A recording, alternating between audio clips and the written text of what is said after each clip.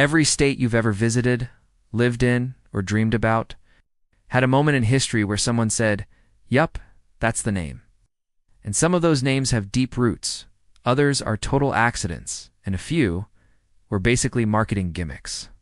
Let's take a trip through the fascinating and sometimes weird origins of U.S. state names, native roots and ancient echoes. A huge chunk of U.S. state names come from Native American languages, which makes sense. These lands had names long before Europeans showed up. Illinois comes from the French version of the Algonquin word Illiniwek, meaning tribe of superior men. Basically, the original version of bragging rights. Mississippi is from the Ojibwe Mississippi, meaning great river. They nailed the description. That river is huge. Connecticut comes from the Mohegan Pequot word Quinticat, meaning long tidal river. Not as flashy, but practical. These names are living history. Every time we say them, we're speaking echoes of the first peoples who lived here. The European stamp, when Europeans started planting flags here, they brought their own naming habits and egos.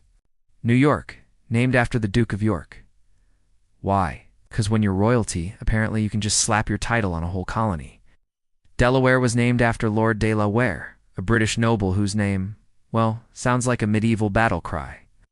Florida got its name from Spanish explorer Juan Ponce de, who arrived during the Easter season, called Pascua Florida, or Festival of Flowers.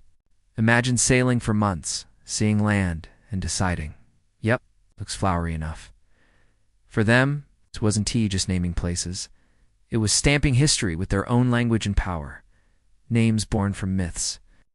Mistakes in marketing, here's where things get really fun. Idaho, totally made up. A mining lobbyist claimed it was a native word meaning gem of the mountains. Everyone believed him, till they found out he'd just invented it. By then it was too late.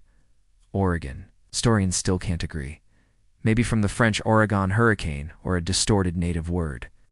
Honestly, it's like the state equivalent of, guess what I'm thinking.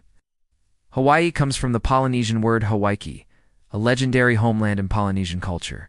So when you visit, you're literally stepping into a word tied to ancient voyages across the Pacific. The almost names you never heard of. Some states dodged some very different names.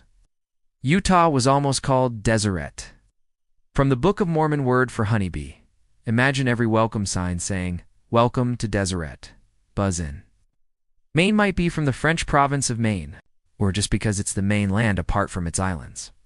The founding dads might have been dad joke fans. Alaska. From the Aleut Alaksak, meaning the object towards which the action of the sea is directed. That's poetic, but try fitting it on a tourist t-shirt.